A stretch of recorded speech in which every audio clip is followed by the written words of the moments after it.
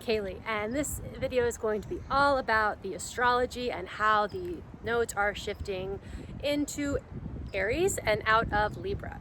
So let's get started. First of all, we use astrology as a magnificent tool to help us understand ourselves and the cycles and the seasons of nature and life.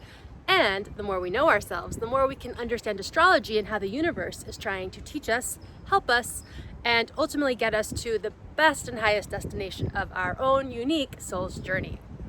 So the nodes are what we look at when we look at our destiny and the collective plays and shadows that are going out and around in humanity. And currently, we just had a lunar shift into Aries as the North Node. And this happened about July 17th, 2023, and the nodes will now be as they are until January 11th, 2025. So this is a huge transformational time for our entire collective society and world. And it's pretty exciting, especially given what the last couple of years have taught us and what's happened, right? And now we're in a whole new energy field, and the individual and the collective are experiencing it and will be shifting because of these nodal changes and where our society and evolution is going. So the North Node is like our destiny. It's where we're driving towards, where we're transforming into, where we're shifting into. And the South Node is like where we've been, our past, what's comfortable, what's used to. So to make the leap into the North Node, it takes pressure, it takes courage, and it takes an underlying want and need to change and transform so that you can be in that higher calling of the North Node. Now, I recommend you understanding your own birth chart to understand where your unique nodes are, because this is key to understanding yourself, astrology, and evolution in general. And you can also use this video to understand what's going on in the global scale of things, to get an idea of what energies are surrounding us all and what's playing out. So, if you were born in about 1949, 1950, 1986, 1987, or 2005, 2006, give or take, this nodal shift will double affect you. And that is because those generations, people that were born around those time frames, most likely have the Aries North Node and Libra South Node. So that means that part of their divine destiny in this lifetime is to learn about these polarities and to shift into more of an Aries archetype of way of living and being.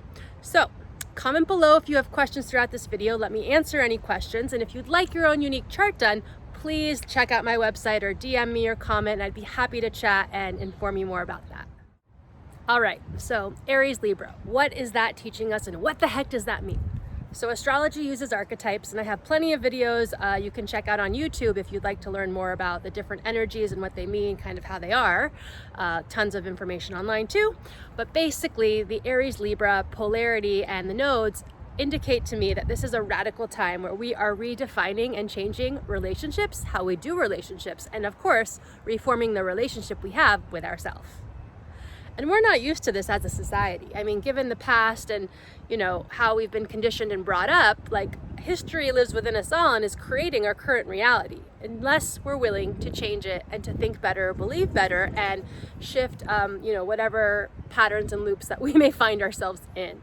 And when we're looking at Libra South Node, Aries North Node, it's a huge, huge, huge focus on overcoming wounds around relationships, around the heart, and most specifically, overcoming codependency and, any toxic, self-sabotaging relationship patterns as well. Libra is the people pleaser, right? And Libra want relationship, they're here to do relationships, and they're usually very level-minded, where they can see all sides and, kind of see everyone's perspective. And with that, it also causes many people in life to fall into relationships that are not meant to be forever. They say that if you're not authentic in yourself, you often will find relationships and people that will mirror where you are in your own journey, and including your insecurities, your patterns, and more. And most of us live in a society where, we're taught we're supposed to grow up, get married, have kids right away, and fall in love, and that's it. And most of us on an unconscious level want that too. So this next 18-month cycle through January 11th is going to be highlighting a lot of massive shadows around relationships and challenging us all to deepen how we do relationships and to transform them too. So I know this is a lot of information, but it's helpful to know. Aries is the individual. So the opposite right now is Aries, and that's where we're all going. So there's this need internally and externally for us all to own our power, own who we are, and to find our unique identity. And that means shifting out of people-pleasing patterns and really looking at how you define yourself and your reality. And are you allowing the news, the media, your family, your conditioning, your environment to tell you who you are? Or are you going on the path of self-discovery to maybe learn more about who you really are? How to get out of the mind conditioning and mind games? Maybe tap into more gifts, more purpose, more of your heart's calling. Aries is the leader of the zodiac. So this is a time to be the leader of your life and to not rely on external things and people to soothe you, to comfort you, to give to you, to support you, etc., etc., etc. Now, I will say, this energy will play out in everyone's life differently, obviously, because we're all on a unique journey. And to know your unique cycles and seasons in your own chart can really help you understand what's highlighted for you. So again, I highly recommend knowing your astrology. And if you'd like a reading, just ping me and let me know. Now, right now, July 17th, 2023, and through the rest of 2023, we're in a massive portal, I'll call it, that are ending a lot of cycles. And what that means is there are many planets that are going retrograde. That means we're going backwards. And we're ending a massive other cycle with Pluto. So what's happening right now is a mass destruction of the old and the past. And our systems are crumbling. The way we do life is changing. And if we haven't already woken up to that fact with what's happened recently, it'll continue to be highlighted. And you know, change is inevitable. We all have to get used to change and not be so resistant and stuck. And that's a huge process in a society that's usually conditioned to control, know how everything's going to work out, and shocks and surprises and more can be very uncomfortable. But we're learning to get out of that control system, including control of the governments, the systems outside of us, and how we're all being shown to live, basically. This is a time of radical freedom. And the end of the rest of 2023 will challenge us to step into a more empowered, authentic way of living and being, and most especially tapping into our heart's desire and being able to be the star and the leader of our life. Now, the prior nodal cycle before the last 18 months hopefully taught us how to create more value in ourselves, own our values and integrity, and hopefully also helped us release internal fears, unconscious fears, shadows, to ultimately help us go deeper into ourself. And this would include overcoming habits of like addiction, drama, lower vibrations, insecurities, all that kind of thing. That was all highlighted with the last Scorpio transit. And now we're learning to really own who we are, own our values, and to lead a life from that aligned place. To me, that means just waking up and being conscious of what we're choosing and what we're changing and where we want to go and how we're directing our energy. Now that we're in this new cycle, we really need to be conscious of how we are choosing relationships and creating our own life. So, to dismantle the old, it's going to require a new way of thinking. Also, it's going to require a new way of relating. And in this transition, because we're in an ascension, so everybody is evolving on different levels, of course, and they're choosing also. And what we have to really realize during this time period is people are our ticket to our freedom. And if we deny, reject, block, and fall into old, unconscious, lower vibrational patterns, we will miss our chance to evolve, grow, and go towards the light or the higher path. And, one thing yoga especially has taught me is that everything begins with you, because the highest path of yoga is relationships, and it has to begin within ourselves, right? And learning to find that delicate balance of the head and the heart and the body. And our body is so remarkable. We have so many karmic things all tied up in it. Emotional patterns, thought patterns, beliefs, generational patterns, trauma, you name it.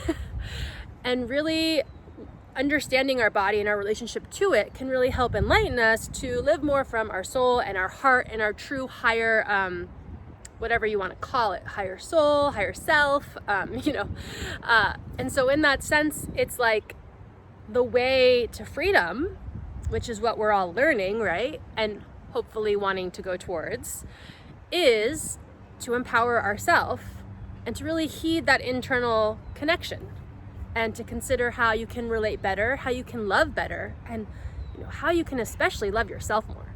So back to Libra. Libra can fall into people-pleasing patterns, insecurities, and like false positivity and like all that kind of bullshit. And it's usually very challenging to grow out of those patterns because we all want to be liked and loved, and we all want to have friends and everything else. So the minute you start to change, you have to shift out of things, let go of people, let go of friendships, find new environments, try new things, in order to ultimately find more security in yourself. And then when you add the security to like finances and that kind of thing, you really have to look at where you're being too reliant and dependent on someone else or some system to give you what you need, right? So there's a need to deepen relationships and relating and to hone into yourself and find the depth within, and then be able to express that authentically and to be able to move from kind of a more passive way of relating to a deeper, more transparent, honest, and integral way of relating. And some things and patterns to look for are obviously the codependency, needing to shift out of that and really claim your own sovereignty and freedom. And sovereignty, that video will be later at another time, but ultimately sovereignty is to be an empowered self, authentic soul, and to live from that higher place and not get stuck in these lower vibrations of fear, jealousy, insecurity, all the things. So looking at our emotional bodies and how we're functioning is key, and then bringing the awareness to transform and elevate out of those old ways and patterns that we cultivate and create, and to find security within ourselves and also happiness within ourselves. So things to look out for are to be aware of personal boundaries and to be able to set them firmly and keep your energy honed within yourself, to not fall into giving too much, maybe being too extroverted, too introverted, all those kinds of things can really help you hone your energy into Okay, minor interruption. Other patterns to be mindful of during this Aries and Libra node transition. Be aware of communication. Communication is key to life and for relationships. And I think we all have to learn throughout our journey of life how to communicate better and how to be able to express ourselves from a more aligned and mindful place, right? So be very cautious during this time period because we will all be challenged in whether we are staying silent, being too peaceful, or whether we're actually expressing our truth and our emotions and, what's in our heart. And vulnerability is key in everything, but to create that, you have to first go deep within yourself and be able to find that connection so that you're not lashing out in rage or anger, and so that you're more contained and communicating in ways that can work for, for me and you and we the people, so that we can all get along and communicate, and especially work through these internal issues that could be like traumas, fears, and insecurities still unraveling within us all. So Aries can be a little bit headstrong. They can think they know exactly what's right, go, go, go, very masculine, stomp on people, bulldoze people. So it's important to, again, soften and find that connection so that you can be mindful of your anger and rage and what it's teaching you, and be able to mindfully act on your impulses and create harmony in yourself and all forms of relating. Yes. We can often stay a little quiet or passive when we're in relationships, and this is really a time to form the right kinds of relationships and bonds, and to say yes to what's integral to you, and to align with those types of people that really match and mirror those same values. And that's key in anything. And to be okay if you have to, put up boundaries around people, or maybe not hang out with the same people, or maybe find new groups of people. Because this time period is really teaching us all to, again, have inner security and love and self-love, and to not fall into the old Libra trap. So in wrapping up with these nodes, I invite you to use the rest of 2023 to reflect and reconsider what's coming up for you energetically, emotionally, physically, and to really look at how you can kind of rehab the relationship with you, and be mindful of like memories or past relationships that are coming up, and really be the bigger person to make amends and to lead and to communicate. And the universe is always wanting harmony with us all, even with the chaos and drama and triggers that other people can serve us. And we can find that place within ourselves and create it, but we can also do it with another. And that's the highest form of yoga, is to create love and humility and compassion in relationships and peace. It doesn't mean you have to, be connected to everyone and stay in like old relationships that don't work, but it's possible to have conscious conversations and to lovingly lead from an empowered place with yourself and with one another. So I invite you to use 2023 to just consider yourself, relationship patterns in who you are, where you've been, your own relationship history, and who are you now, and what are you seeking in life, and what really is that deeper calling of your heart. And if you're not already like on the path of mind, body, soul connection, I invite you to just take time to try to be quiet with yourself and listen and start to develop that awareness, because that is how we transform our life. And we have to get out of the headstrong mind games, go, go, go, suppressing everything, and embody a better way of being and living, and of course, relating. Because who doesn't want positive, great relationships? Well, it begins with ourselves and our ability to have the mindfulness, the awareness, and then the depth. To go deep, to be real, to be honest, to be able to be fully expressed in like a calm and peaceful manner. And that can be a journey for us all. So consider what's going to happen the rest of 2023 and your own love language and what really stirs the deeper calling of your heart.